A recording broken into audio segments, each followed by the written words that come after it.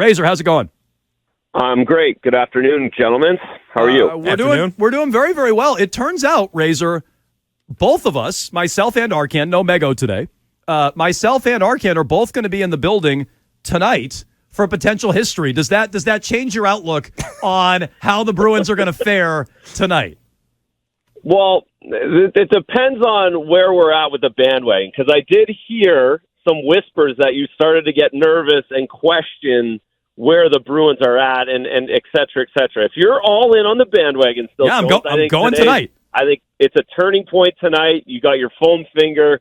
I would actually, instead of turning and cashing out my betting app, I'd be adding to it, knowing that you're going to the building. Okay, that's good. I like to hear that. Good. So, Razor, let me also ask you this: the Bruins should be going for it tonight, right? Like, I mean, if Krejci needs more time, and we're going to get to David Krejci coming up.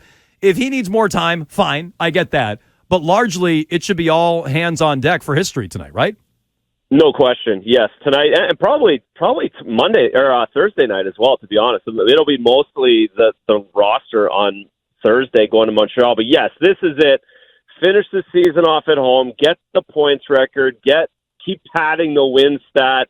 Make everyone happy in the Garden tonight, and just finish that regular season with good vibes in the building. Go for it. It seems as though they are. So I want to clarify. You mean if they don't get the record tonight, everybody should go to Montreal and be all hands on deck for that one? Or you're saying either way, everybody should be all hands on deck for the final game of the year?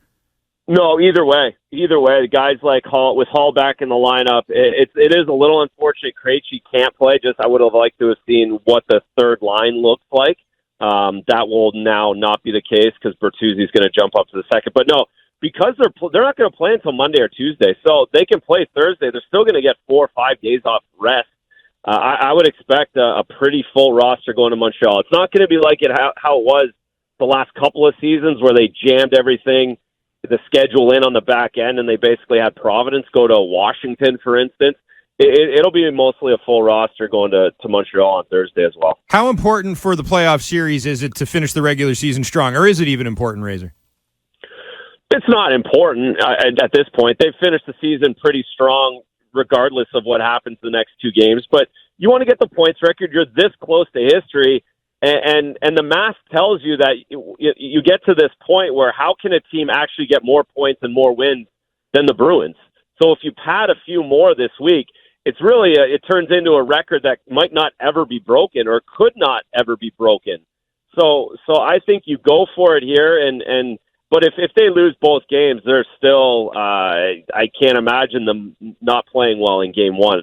I guess I meant sort of bigger picture, not necessarily with the Bruins here, but like in general, any regular season team going into the postseason. You see teams back into the playoffs a lot. You see teams kind of take their foot off the gas at this time of year. Obviously, it's not happening with the Bruins, but I guess the question is more of how important is that in general for Team X?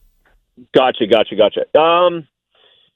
It's really case by case. I hate to sit on the fence with that. I think a lot of it depends on, are your best players feeling good?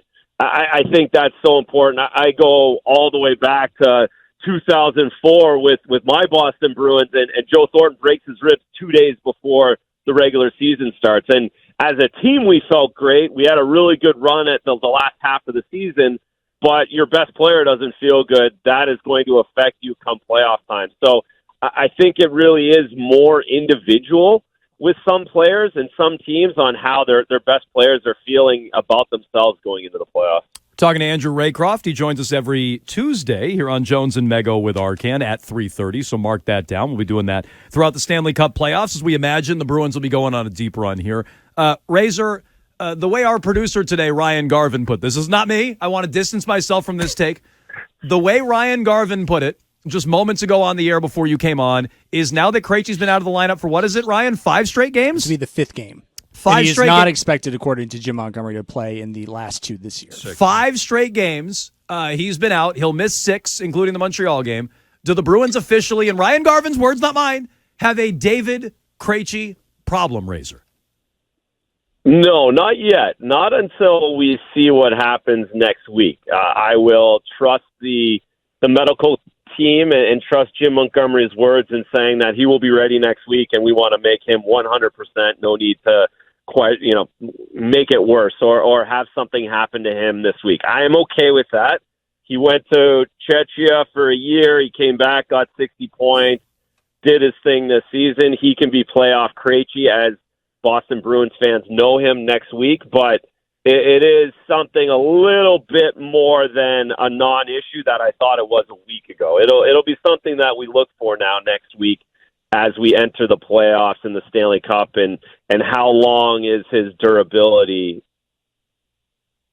Razor, what would you say to fans and maybe commentators like myself alike who are worried maybe that it's going to be tough for someone like Linus Ullmark to replicate what he did in the regular season in the playoffs? What would you say to sort of calm people down who are maybe a little nervous about that? No, it shouldn't change. It shouldn't change at all. He's gonna have 4 days off and he's gonna go. He played for the Bruins in the playoffs last season, so he has a little bit of those. Well, that's why we're nervous, Razor. He wasn't very good when he played last year. Well, I think he was a lot better than he was given credit for. He got a real short leash and a coach who was giving him the business after games in which he didn't really have a chance to steal. I wouldn't say that it was really on him last season, and it doesn't change. And this is what I've said a few times when it comes to the goalie experience for Linus Ullmark, and for the Bruins for that matter. Neither goalie's won a playoff series. But the Bruins should win round one with the team that they have with average goaltending, even average goaltending. So we go back to Tim Thomas in 2011. He was very average, if not below average, in the first round against Montreal. Yep. He lost the first 2 games. He wasn't good. They dodged it because they were that much better than Montreal. If you want to say that goaltending doesn't win the first series, or you're nervous about Linus Ullmark and Jeremy Swayman, I go back to that. They shouldn't need goaltending in this first round to be able to win. And then once you get past the first round in the Stanley Cup playoffs, all those experience things, all those nerves and all the excitement and the anxiousness does go away tenfold, because you get into the routine of the playoffs and the every other day, and you're playing a different team, and you feel like you've got house money. Even a Boston Bruins team that's historic, as a player, getting out of the first round is such a relief, and then you get to build with your game. So that's what I would say about the goaltending for the Bruins. Yes, they don't have experience, but I don't think they need to be absolutely Conn Smythe great for them to win the first round. Well, and I think you've seen that play out historically quite a bit, right? The President's Trophy winners that get caught usually get tripped up early on in the playoffs, more so than the deeper they go in the postseason. So it does speak to getting comfortable as the run goes along, if you can survive that opening round. Real quick, Razor, before we let you go, I've questioned just plugging Taylor Hall back in. And I understand he's won a Hart Trophy before, but I like how things have looked on that third line without Hall, with Frederic and Bertuzzi and Coyle. Where does Hall fit for you? Is it on that third line? And if so, who's out of the lineup, assuming both Hall and Foligno are going to be back there and in the lineup? Well, it's the $1 million question. And yes, I think Hall needs to be on that third line. I think he's really good. And I know at times this season he hasn't got goals or points over 10. He's a really good player in the NHL. He's respected. And a matchup with him on the third line is something that I know any of the teams they play in the first round can't handle. They can't handle a Charlie Coyle, Taylor Hall, and a Bertuzzi over on the right. No team can handle that in the first round. It will be interesting to see who sits out. Trent Frederic doesn't deserve to sit out, just like Connor Clifton or Derek Forbort or Matt Grzelcyk don't deserve it, but you're going to need all of these guys. So I'm really not holding on the first game what the lineup is. I don't expect that to hold all the way through the playoffs. I think it will change, especially in the bottom 6, and they're going to move guys around. But I do see Taylor Hall as being a very important piece for this team if they're going to win the Stanley Cup. All right, he is Andrew Raycroft. You can check him out on Nesson. We'll talk to him next Tuesday as the Bruins are gearing up for what we hope is a deep playoff run. Razor, we appreciate the time. Thanks so much. Thanks, Razor. Of course, guys. Good luck tonight. All right. Good luck in that building tonight. Yeah, I can only imagine it's going to go swimmingly. Over under half a beer getting dumped on my head tonight. We're going to see. Andrew Raycroft, as all our guests, hammer that over, joins us on the Harbor One hotline. Should bring a goon to protect us, as he does each and every Tuesday.